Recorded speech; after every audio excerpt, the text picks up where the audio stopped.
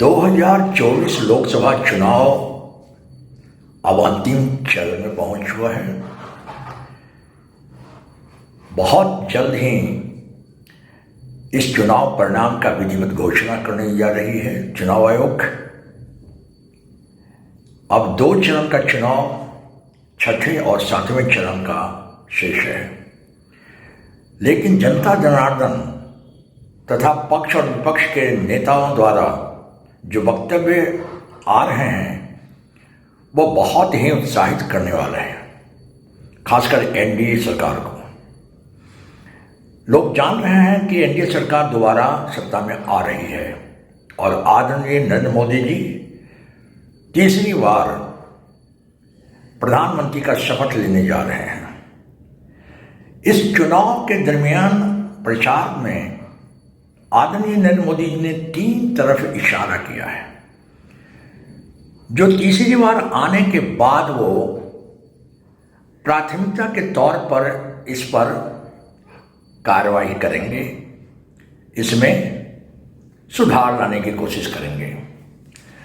पहला उन्होंने कहा है कि भ्रष्टाचारियों को पकड़ने के लिए जो हमारे पास जांच एजेंसियां हैं उसको हम सशक्त करेंगे, नई ढंग से उसका फॉर्मेशन करेंगे और टाइम बाउंड रिजल्ट की आशा करेंगे। बहुत ज़्यादा पेचीदा, बहुत दिनों तक इंक्वायरी, इनसे बचने के लिए एक नए जांच एजेंसी की आवश्यकता पर उन्होंने बल दिया और इसको सरकार में आने के साथ ही इस पर कार्रवाई करेंगे तुरंत ही। दूसरी चीजें, उन्होंने रियलाइज किया कि सत्ता और संसाधन का जो लूट हुआ है, जो घोटाला हुआ है, वो स्थानीय सरकार के द्वारा किया गया है, राज्य सरकार के द्वारा किया गया है। उसमें सत्तारूढ़ जो पार्टियां हैं, चाहे वो पदाधिकारी के रूप में हों या मंत्री के रूप में हों या मुख्यमंत्री के रूप में हों, उन्होंने लूट मचाई है। इसलिए केंद्र सरकार का पहला दायित्व रहेगा कि राज्य की सत्ता और संसाधन का जो लूट है उस पर अंकुश लगाया जाए।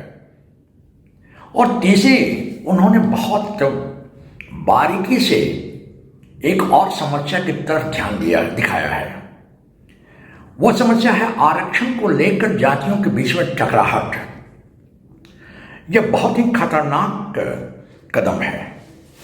आरक्षण का मतलब था समाज के पिछड़े दबे और वंचित समाज को या वंचित लोगों को आगे लाना था, वो मुख्य धारा में जोड़ना था। लेकिन ये टकराहट दिनों दिन बढ़ती चली जा रही है। इसको दूर करने के लिए सबसे बड़ा उपाय रोजगार की वृद्धि कर देना है।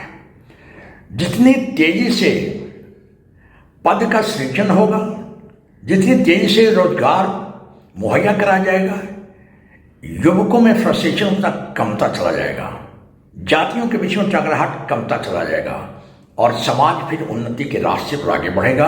यह उनकी सोच है और ये प्राथमिकता के आधार पर सरकार जब आएगी तो उस पर काम करेगी। इसी आशा के साथ धन्यवाद।